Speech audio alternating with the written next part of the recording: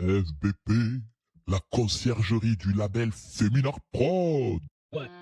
Ok. Dans la première partie de cet épisode, je t'expliquerai l'importance à mes yeux de se structurer. Je te l'ai déjà dit dans l'épisode numéro 1. Voilà. Réfléchir avant d'agir.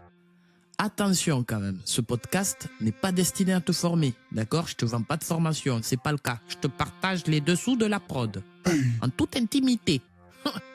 Mais non, c'est vrai, c'est un podcast, voilà. Je suis pas là pour te former, mais c'est plus te faire un retour d'expérience, tu vois. Si t'es une rideuse à la retraite comme moi, Tu connais. entre les bibis, les patins, les machins, si on te dit pas un peu, non, vas-y, tout le monde va te dire c'est dur, on peut pas. Mais franchement, voilà, tout est faisable. Et du coup, je me dis tout le monde a la possibilité, mais il faut, comme je te l'ai dit dans l'épisode numéro 1, réfléchir avant d'agir. Tu regardes bien vie pro, vie perso, vie famille avant de parler de te structurer, parce que derrière, devenir son propre patron, waouh, c'est en gros c'est fini quoi. Tu vois, tu vas pas attendre que que personne va t'appeler en fait pour te dire de travailler.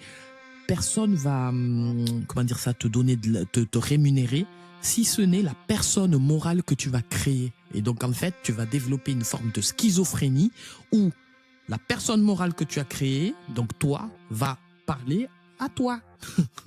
Ok? D'où l'intérêt et l'importance de voir un peu, tu sais, dans les 3 vies, si t'es clean. Parce que, par exemple, vie famille, il faut que tu sois capable de pouvoir te poser. Donc, je t'apprends rien, mais artiste-auteur est un statut reconnu et ça te permet de te professionnaliser. Alors, je ne vais pas tenter de définir l'artiste-auteur, mais plus revenir sur le cheminement, tu vois, qui m'a été imposé et qui a fait que je me retrouve aujourd'hui à assumer ce statut. Et je me dis, je veux partir sur de bonnes bases pour construire, comme on dit, une carrière solide. Girl boss, pourquoi tout ce bordel encore là? Oh, toi aussi là, tu parles de quoi? On t'a dit, c'est bon. Écoute. Je suis en surdose, tu sais, de tips et autres, là, tu sais, conseils qui consisteraient, en fait, à contrôler ta créativité. Parce que si tu vas bien avec l'émergence, la popularité, là, et tous leurs critères et considérations, qui, moi, à mon niveau, sont non constructifs, mais bon, pour le processus de création, je parle, c'est plus, en fait, ça va te freiner parce que tu vas te dire à chaque fois, ah, c'est pas bon, il faut dire, non! Tu vois ce que je veux dire? Il faut libérer la créativité et écouter le besoin des artistes pour faire émerger des œuvres, tu vois, qui resteront dans le temps, quoi, tu vois, qui vont apporter quelque chose, quoi. Ne serait-ce que même à la personne, parce qu'aujourd'hui, moi, je vois des gens, après, ils témoignent, une fois qu'ils ont consommé l'oseille, là, il n'y a plus rien. Ah oui, non, mais en fait, ça me ressemblait pas. Et tu l'as fait? Eh ben, dis donc.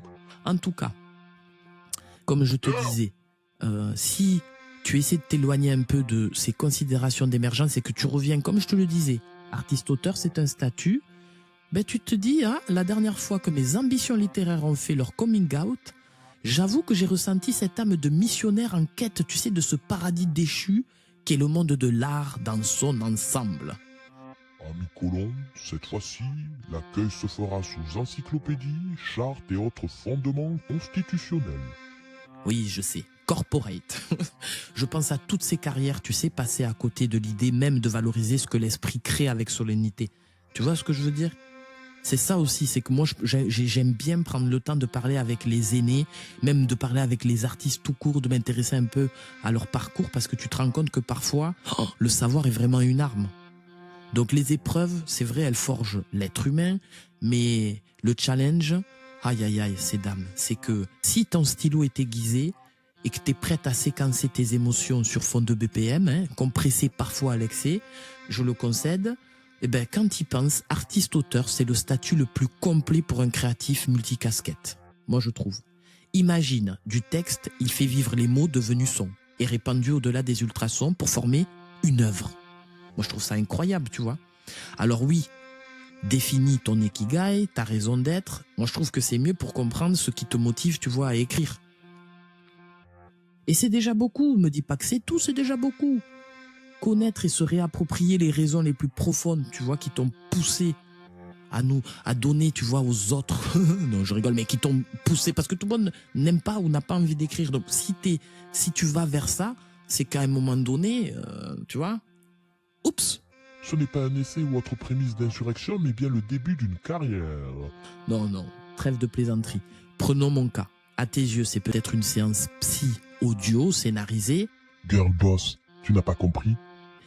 mais moi, j'attends pas les miettes, tu vois. Tu sais, ces miettes qu'on pose en évidence, là, à côté du gros morceau de pain. Je médite, il me vient cette idée qu'en tant qu'auteur SACEM, SACD ou autre OGC, l'URSSAF et les impôts ont bien compris que dans le cas d'une valorisation de mes œuvres, j'allais devoir déclarer et payer. Et même, je vais être honnête avec toi, tu vas voir que tu vas devoir payer, mais pas payer pour te sanctionner. C'est quand tu réfléchis et que tu vois la vie avec une approche différente, tu dis, ah oui, c'est pour te sécuriser dans le cas où. Et dans le cas où, quand tu prends le temps de regarder un peu les artistes, tu vois, les aînés, etc., le bac catalogue, moi j'appelle ça le bac catalogue. Tu vas te dire, ah, de ce que je comprends, savoir lire ça aide. Non, je rigole, mais parce que c'est plus subtil que ça, même si tu sais lire, on est dans un monde de profit, donc des fois, en fait, la banane, elle est tellement grosse que tu vas être dans le doute et tu vas dire, mais non, mais non, mais non. En tout cas, tout ce que je peux dire, c'est que si tu veux contribuer, tu sais, à l'effort collectif, bien sûr que tu vas payer des impôts.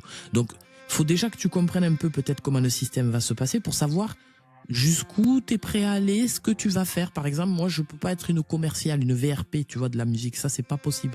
Je le dis direct pour ceux qui écoutent et qui suivent. Je peux pas. Moi, tu me verras pas faire la VRP. Alors, non. J'aime bien faire vivre les textes et tout. Et après, j'aime bien les réseaux. Mais le réseau pour ce qu'il offre en fonctionnalité, tu vois. Parce que ça, c'est intéressant aussi des fois.